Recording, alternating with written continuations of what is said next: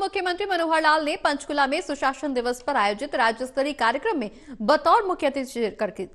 इस दौरान उन्होंने कहा कि पिछले 9 सालों से व्यवस्था परिवर्तन का प्रयास किया गया है और उन्होंने अनुशासन को ही सुशासन का आधार माना है। लोगों को घर बैठे सरकारी सेवाओं का लाभ सुलभता से पहुंचे, यही सुशासन का मूल मंत्र है। रिपोर्ट देखिए।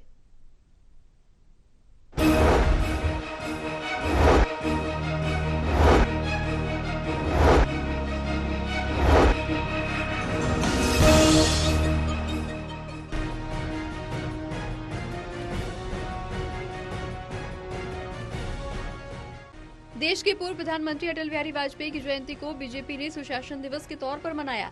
इसी कड़ी में हरियाणा के मुख्यमंत्री मनोहर लाल पंचकुला में आयोजित कार्यक्रम में बतौर मुख्य अतिथि शामिल होने पहुंचे। महामना पंडित मदन मोहन मालवीय और देश के पूर्व प्रधानमंत्री भारत रत्न स्वर्गीय अटल बिहारी वाजपेयी के जन्मदिन पर दोनों महापुरुषों को नमन करते हुए मुख्यमंत्री ने कहा कि पूर्व प्रधानमंत्री अटल बिहारी वाजपेयी के नेतृत्व में ही देश को पूर्व से पश्चिम और उत्तर से दक्षिण से जोड़ने का कार्य शुरू हुआ था। इसी के मद्देनजर प्रधानमंत्री नरेंद्र मोदी ने साल 2014 में हर साल उनके जन्मदिन को सुशासन दिवस के रूप में मनाने की पहल की है। इसी कड़ी में हरियाणा में भी उन्होंने सत्ता संभालते ही 2 महीने बाद 25 दिसंबर 2014 से सुशासन दिवस की अवधारणा के रूप में सीएम विंडो की शुरुआत की थी। सीएम विंडो के माध्यम से 11.50 लाख से अधिक लोगों की सीधी पहुंच उन तक हुई है। 25 दिसंबर सुशासन दिवस, इस दिन का महत्व तो बहुत वर्षों से और मैं सदियों से भी कह सकता हूं, किसी न किसी रूप में इस दिवस को लोग याद करते हैं। लेकिन पिछले 9 वर्ष से, अभी ये 10वां वर्ष भी मैं कह सकता हूं, क्योंकि सबसे पहला सुशासन दिवस हमने 25 दिसंबर 2014 के दिन ये मनाया था। वहीं सुशासन की दिशा में एक और कदम आगे बढ़ाते हुए मुख्यमंत्री मनोहर लाल ने ग्रुप डी के कर्मचारियों के ऑनलाइन स्थानांतरण पोर्टल को भी लॉन्च किया। इस पोर्टल पर ग्रुप डी अधिनियम 2018 लागू होने के बाद जो कर्मचारी नियुक्त हुए थे वो इस पोर्टल पर अपने तबादले के लिए ऑनलाइन आवेदन कर सकते हैं।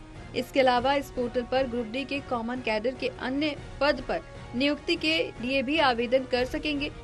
मुख्यमंत्री ने आज 2 और पोर्टल की शुरुआत की, जिसमें आत्मनिर्भर पोर्टल है, जिस पर प्रत्येक व्यक्ति अपने परिवार पहचान पत्र के 5 दस्तावेजों को देख सकता है, जिसमें परिवार पहचान पत्र, राशन कार्ड, जाति आय प्रमाण पत्र, वरिष्ठ नागरिक प्रमाण पत्र, अति वरिष्ठ नागरिक प्रमाण पत्र शामिल हैं। जन सहायक मोबाइल ऐप में शिकायतें और सेवाएं, मेरी फसल मेरा ब्यौरा से किसानों का विवरण, किसान गेट पास, ई खरीद, जे फॉर्म विवरण, संपत्ति विवरण, विवाह पंजीकरण जैसी सुविधाएं मोबाइल फोन पर ही उपलब्ध हो सकेंगी।